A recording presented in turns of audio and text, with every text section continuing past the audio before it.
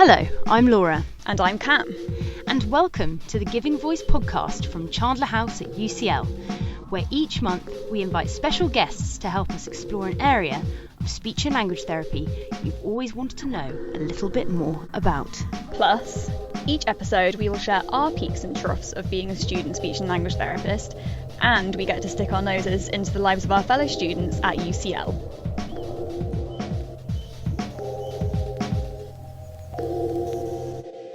Hi Kat!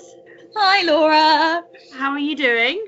I'm alright, thanks. How are you doing? Very good. We, as you may be able to hear, me and Kat are Skyping each other for this episode of the Giving Voice podcast. Needs must at this point, unfortunately.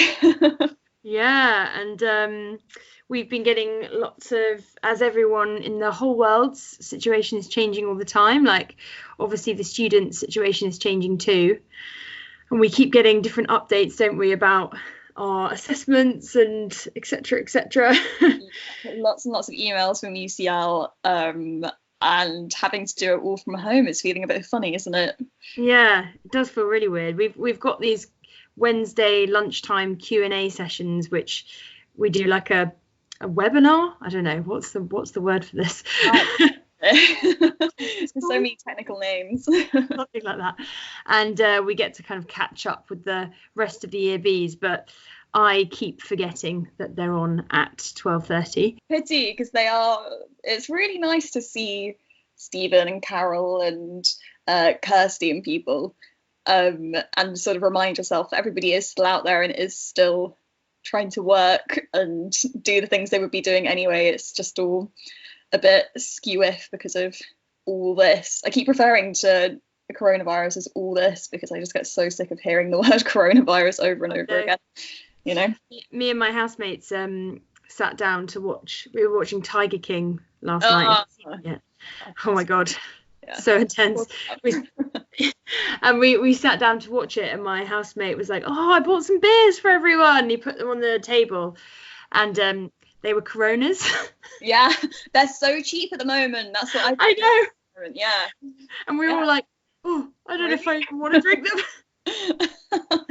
Yeah, it is funny because I heard that their sales went right down, and I was like, "Oh, people are so silly. You're not going to get coronavirus from Coronas." But then when you look at it, you're just like, it's just the fact that you've said the word Corona so many times in the last few weeks or seeing it written down again is pretty hideous. Yeah, exactly. Tasty. It was very tasty, actually, once I got over the initial shock of seeing Corona written down in front of me. Anyway, so another thing that is on all of our minds is applying for jobs.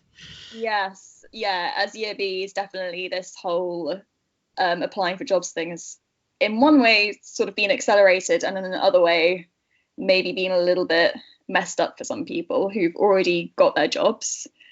Because we're year Bs, we're in our final year, we'll be able to sign up to the HCPC temporary register once we've passed our exams, which, as far as I know, is not something that's ever been done before. This is the first time the HCPC have had to do this, so it really is extraordinary times, as we keep being told. Which I'm quite up for it. I personally wasn't going to be looking for jobs to start immediately in October anyway, because my plan is to go travelling for a bit. But I don't know if that's going to go ahead. The whole uncertainty thing is really... Yeah, it's funny, isn't it? Like, I mean, even a few weeks ago, it would have been like, oh, of course you'll be able to go travelling in September. And now, yeah, I just don't know. Who knows? It's difficult. But to shed a bit more light on the job application process, and for a few reassuring words as well, I caught up with Olly Sawyer a couple of weeks ago, who was a year B. Well, he's a UCL graduate. He graduated last year. We caught up and he's given me a few, just shared his knowledge about the interview process and getting a job. Great. So, can't wait to listen. Would you like to hear some more, Kat? Of course. Let's have a listen now. Okay, let's go to it now. Today I'm joined by Olly Sawyer, who is a UCL Masters Course alumni, and he graduated last year from the course. Olly is now working in a Band 5 rotational post at Queens Hospital in Romford, and he is here to give us some pearls of wisdom about getting your first job. So hi Olly, and welcome to the podcast. Hey guys, thank you. Thanks, Laura. Thanks for that lovely introduction. I'm Olly. I am a rotational speech and language therapist at Queens Hospital in Romford. I'm currently working in neurosciences, so that's across neurosurgery and neurology, and I'm due to rotate onto the acute stroke unit next week. So I've had 6 months in neurosciences. I'm going to have 6 months on stroke. But that has been slightly interrupted because, as you may hear, we are talking on Skype, and that is because of the dreaded COVID-19. So has that impacted your rotation at all? It has, in a way. It's a funny time because it's kind of hotting up at the minute. We were asked if we'd like to delay our rotation, but it's tricky to know when will be the right time to do it, I guess. And at the moment, we're kind of just preparing for the fact that we might be redeployed into a different role to help out the wider hospital. So we might go into ITU as runners for the doctors and nurses, as part of the proning teams, that's turning people on ventilators. We might be rehab assistants or, that kind of thing. So it's a funny time. We've voted to carry on with our rotation. It may be that we get a couple of weeks in it. We might get a month. We just got to see how things go. Okay. So yeah, we're talking at a bit of a time of change at the moment, but we must still look to the future. And something that's on all of the students in Year B, all of their minds at the moment, is applying for jobs. So to start with, let's talk a little bit about the application process. Do you need a CV? Generally, I would say no, you don't need a CV. However, it varies depending what job you're going for. So if you're going for an NHS job, I can only speak from experience that pretty much every NHS-based job is through NHS Jobs, or there's a couple of different sites that people use to kind of apply for their job. But generally, no, you don't need a CV. If you're going for a job in the private sector, I would imagine that you would, because they won't have those forms set up online. It might be that they ask you for a cover letter. It sounds like, from what other people have done in their applications, is that it sounds like a normal job, that you have a CV, you send a cover letter, and that's that. Right. But for NHS jobs, generally, it's an online form that you use. You fill in your basic details, so like your education, your experience, dates and qualifications and all that stuff, and that is logged onto all applications for you. You can choose to use that form again. But a lot of the stuff is taken out, so you kind of have to do it again and again. I guess one thing that I would say is, just when you've done one application, just copy and paste it into a Word document so you have it saved, just in case there's any glitches or if you lose things that you weren't expecting. Has that happened to you? I definitely lost some stuff that I didn't do on the first go, because I just thought, it'll definitely save everything, and then I can just copy and paste it in. It turns out that's not the case. A glitchy NHS form. Who would have thought it? I know. Surprise, surprise. So you've mentioned, I was going to ask you about where you look for the jobs. And you said there's the NHS website. Is that where all of the NHS jobs are put up? Yeah. I started from Year B. I signed myself up to the NHS jobs alerts. So you can put in criteria, so for me it was, I wanted something in London. I wanted, obviously, a Band 5 job. And you can tailor your search criteria, and then that will send you, I think, a weekly or a daily email. And it'll just, it can get you thinking about, what's coming up, where jobs are. And then when you see a golden opportunity, you can go for it. So there's NHS jobs which you can have like a basic profile on. You can set notifications. There's also things like track jobs. That's the thing that I was thinking of before. So track jobs is basically the same. I think on track, though, you can avoid the question that it asks on NHS jobs where it says, do you have HCPC registration?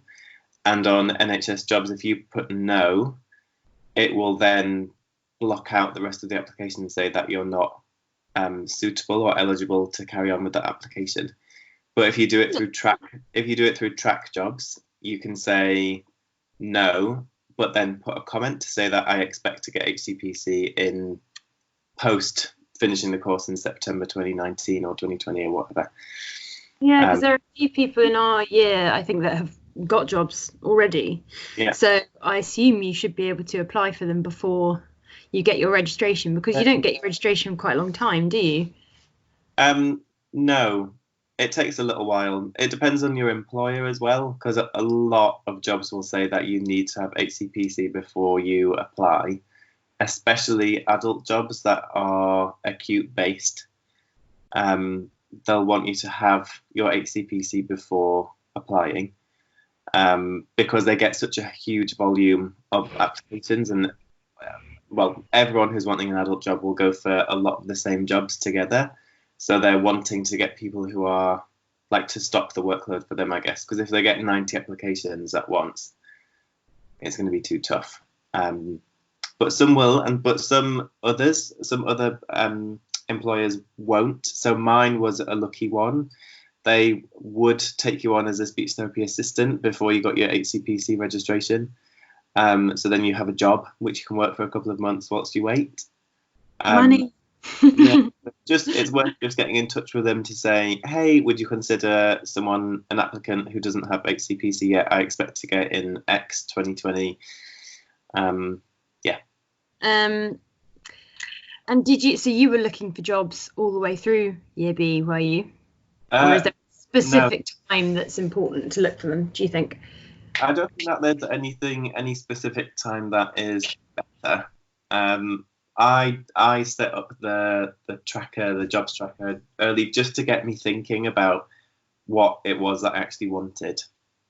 And then I guess when I got over the huge workload bit around March, then I was like, okay, now's the time to start thinking about it, not necessarily apply, but just start thinking about it.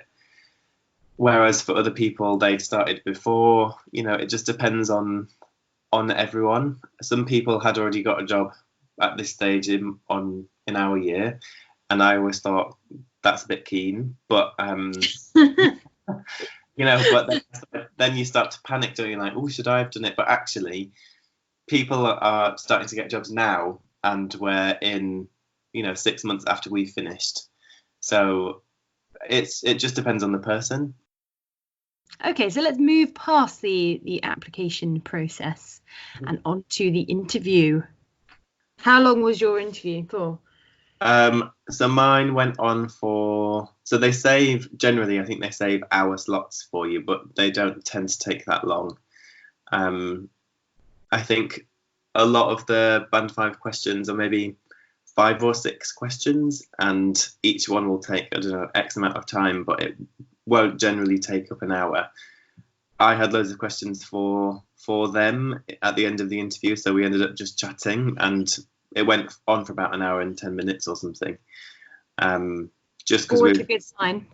Well, it was just nice just to have a general chat, and then it calms you down, and then I think it's quite nice to do that, and to do that at the end of an interview, to just get to know them a bit, and then it's an opportunity for them to get to know who you're really like, rather than this panicked, crazy person in an interview that you want to just spit everything else out.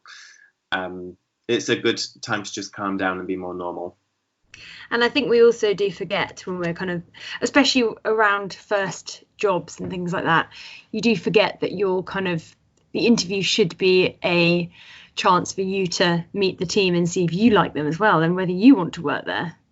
I think that something that I was told before my interview is that you need to interview them just as much as they're interviewing you.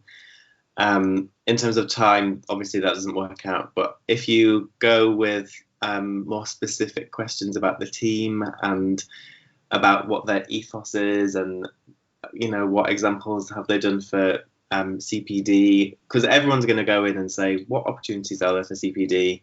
How do you do like dysphagia competencies here, that kind of thing. But if you go with more specific things about, what makes you want to stay working here, what is your drive as a team, then it just puts you forward as a little bit different from just the general questions that everyone's going to ask. Yeah. Okay, great, thank you. So what did you think was the most useful thing that you prepared for your interview? That's a good question. You have to do the research into what the team's like, what is the trust values, what are the team values if you can find them, what have the team been up to on Twitter. That's really good. I talked about their Twitter a lot in my interview, and then you can just find out what they've been up to. What else did I do? I think try to reflect on the experiences that you've had on placement and in placements, whether that's pediatric or adults, whatever you're going for. Just reflect on your experiences. Back up everything that you say with an experience as well, even if you don't have direct experience of working with a client group. Try to relate it to something that you have got experience of, and even whether that's good or bad, try to reflect on what went well, what could have gone better, what will you do differently next time. So try to regarding competencies that are there like a list of competencies that you get given and you have to have examples for each one, or? So you mean in the interview itself? In the interview, yeah. So what they normally do is that they come up with bullet points for an ideal answer to every question that they ask. And they'll have that in front of them and they'll be ticking it off as you go. You're not going to get every single thing, otherwise I don't think anyone would. But just try to think of general broad questions and think of everything that you can think of before the interview. Practice it out loud to yourself, ask your flatmate, ask your partner, do anything that you can just to kind of practice saying it. And then you'll get a feeling for it in the interview. And I try to read some of the things upside down. So that was a really good point that I made, because I could read something upside down. And this is a skill we should be practicing, reading upside down. Not strictly, but just be aware that they will have a sheet in front of them, I guess, and don't be scared of it if they're not ticking all the time, because just try to move on with as many points as you can and don't get stuck on the same ones or get stuck on what they're doing or not doing. Fantastic. Okay, so let's move on to the job itself. So I think I wanted to ask you a little bit about the registration process, because I know a couple of year Bs were getting a bit frustrated about it last year, about how long it was taking to get that registration and it was stopping them from going ahead and doing the job. So how do you start that process, and how long should you leave to do it for? So a general timeline for it would be that you hand in your research project in early September, then expect a 4-week window just as normal any other coursework or any other results that you'd get. So early October you should have your results back, and they will send that email to say whether you've passed the course or not. And I think in that email, or like a couple of days after that one, you'll get an email from Stephen. It was Rachel in our year, just to say that you've met the requirements of the course, and they'll be writing to HCPC to recommend your application. Then you can do your HCPC application. I think that all the forms the form is downloadable from their website, but it's quite old school, or it was. I don't know if they've changed it since, but you had to send everything off in the post rather than doing it online. and the payment of it is frustrating. Just a heads up that, as far as I'm aware, when you first sign up to HCPC, you need to either send a cheque or a postal order to pay for it. You can't pay for it by card, online, or in cash. It has to be by cheque or postal order. What? I don't even know what a postal order is. And checks, I definitely don't have any of those. So, well, I don't have a check. Who has a checkbook nowadays? Some people ask their parents to do it or their grandparents to do it. A postal order, you go to the post office and say, I need to pay this amount of money to this bank account, and they'll type it up and you just have to sign it. But you can do it whenever you like, really. So I think I left mine a couple of weeks just because I kept forgetting. Some people were really hot on it and did it straight away, but it took, I think they send you an email to say, we've received your application in the post, expect a 2-week wait on your decision. And then I think I got mine a few days later, so it was a bit sooner. Okay, and so let's go back, move back in time for a minute. Cast your mind back to that first week of work. Mm-hmm. How was it? How did it feel? Daunting, exciting? Tell me a bit about it. Daunting and exciting, I think, because you've been building up to it for 2 years and you just want to crack on with it. But at the same time, you're nervous. You've become comfortable with the people that you're in the course with, and it's kind of like you have mini teams, I guess. And then you're all of a sudden going to a new job, and this isn't placement, and this is the team that you're going to be working with for the foreseeable future. So it's daunting, but that's no different to any other new job. So it can be really exciting, it can be scary. Some therapists will be like, I want you to do this bit, and you shit yourself a little bit. But no, it is a little bit scary, but it's exciting, and it can be a bit slow, but then it goes fast, and then all of a sudden you're by yourself. So even when you are out there by yourself, how much support does the team give you?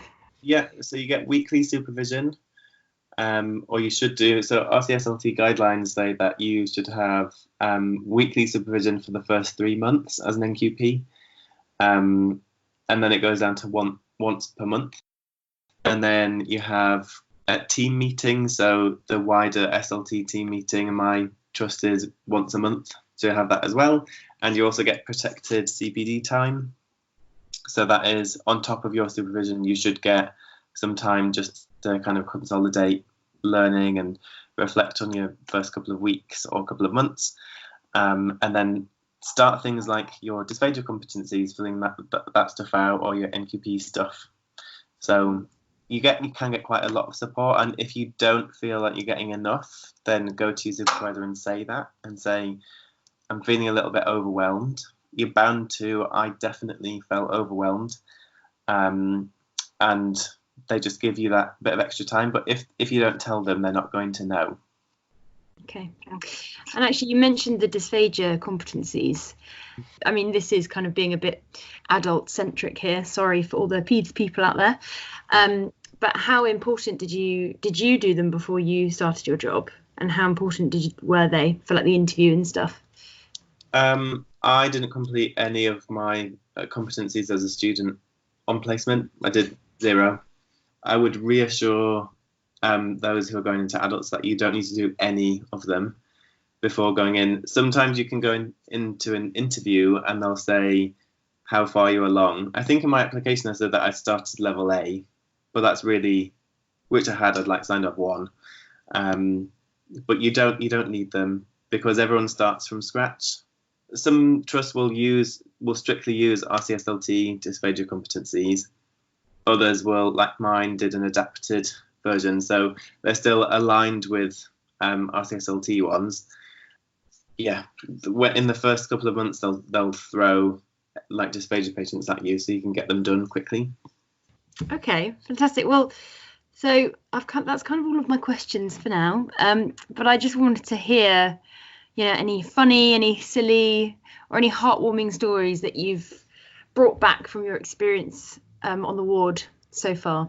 That's a good one. I've heard lots of funny things recently. I guess one key thing I know this is advice and it's not the question that you asked, but it's popped into my head, is that I, about 2 or 3 weeks into starting the job, I sat in a room by myself and cried because I was feeling so overwhelmed. And then I WhatsApped my group from the course, and every single person in that who had started a job said, I'm in exactly the same boat. And then you laugh about it and say that how sad that image is to, look back and see that you were crying by yourself in a room. But that things get better and you can laugh about it. I'd say please keep in touch with everyone on the course that you're friends with, because they will help you get through it, and it's such a relief and such a release that you can just take the piss out of yourselves and say, is anyone else feeling really pressured? Do they feel like they don't know anything? You're probably going to feel like you don't know anything, but then very, very quickly you'll build your confidence back up again. So I would say a funny image is me crying in a room by myself. Well, I think I'll have to suffice with the image of you crying in a cupboard then. Yeah, no, settle with that. Okay, well, thank you so much for your tips. I mean, I'm feeling quite reassured by all of that. Yeah. I think it's definitely a time that, imposter syndrome just becomes quite a big monster and takes over your mind. And you're right, that advice about talking to your friends and realising everyone feels like that is really important. One more thing. Try to be quietly confident as well. That's what Anna Volkmer told me to do. Just try to be quietly confident in that you can do it, and everyone's going to get there, just at slightly different times, and it doesn't reflect on you badly or any better than anyone else getting a job sooner. Just know that it will come and that you're going to be the best person for that job at that time. So just go in, be a bit confident inside, but don't be a dick. Got it. Okay. Well, Olly, thank you so much. It's been a great chat, and it sounds like you're doing really, really well. So thank you. Thanks so much. All right. Bye. Yeah. So that was our chat. What did you think?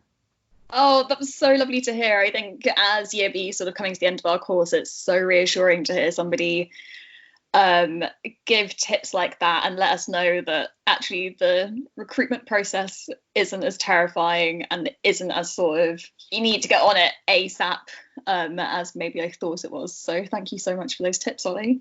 Yeah, it's good. I think it's always important not to. I think it's really easy to compare yourself to others on the course a lot. Obviously, a lot harder now that we're all working from home. But I think that does happen, and we do have to remember that all of us have different circumstances and will apply at different times, but the right job will be there for each of us. Yes, and we will get a job. The job will be had. Indeed. Okay, well, I think that's enough for this week's episode. Yeah. Sign off. Yeah, sign off. Until next time, Kat. Take care, everybody. Take care of yourselves. Be kind to yourselves and to others. And stay safe. Try and do something you enjoy this week. Yes, definitely. And stay safe. Indeed. Thank you for listening. Thanks. Bye. Bye.